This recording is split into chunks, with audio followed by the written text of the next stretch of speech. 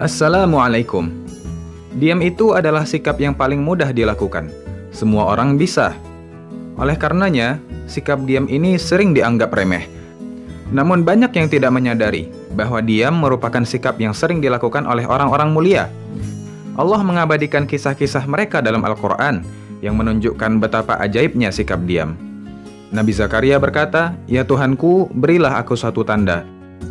Allah berfirman, "Tandamu ialah engkau tidak dapat bercakap-cakap dengan manusia selama 3 malam, padahal engkau sehat." Setelah kurang lebih 50 tahun berdoa memohon keturunan, Allah pun mengabulkan doa Nabi Zakaria.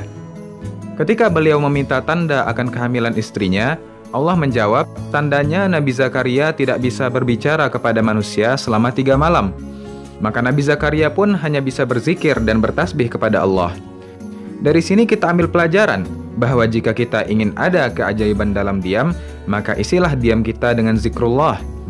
Akhirnya Allah anugerahkan bagi Nabi Zakaria anak yang soleh dan cerdas, yang kelak dikenal sebagai Nabi Yahya. Makan, minum, dan bersenang hatilah engkau.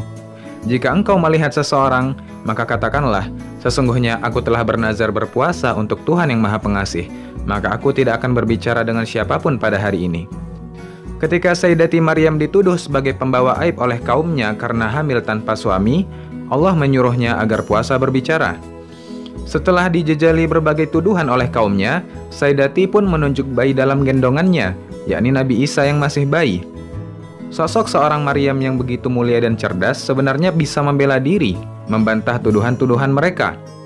Namun ia memilih diam karena yakin kepada Allah. Lalu Allah menolong Sayyidati Maryam dengan membuat bayi Isa dapat berbicara untuk membela ibunya. Rasulullah SAW sendiri termasuk figur yang banyak melakukan diam. Ketika dicaci maki oleh kaum musyrikin, diludahi bahkan dilukai, Rasulullah memilih diam. Pada akhirnya Allah menangkan juga Islam ke seluruh jazirah Arab. Ramadan adalah momentum tepat bagi kita untuk memperbaiki hidup dengan memperbanyak diam. Barangkali sedikitnya keajaiban yang kita dapati hari ini disebabkan belongnya rem lidah kita. Barang siapa yang beriman kepada Allah dan hari akhir, hendaklah ia berkata yang baik atau diam.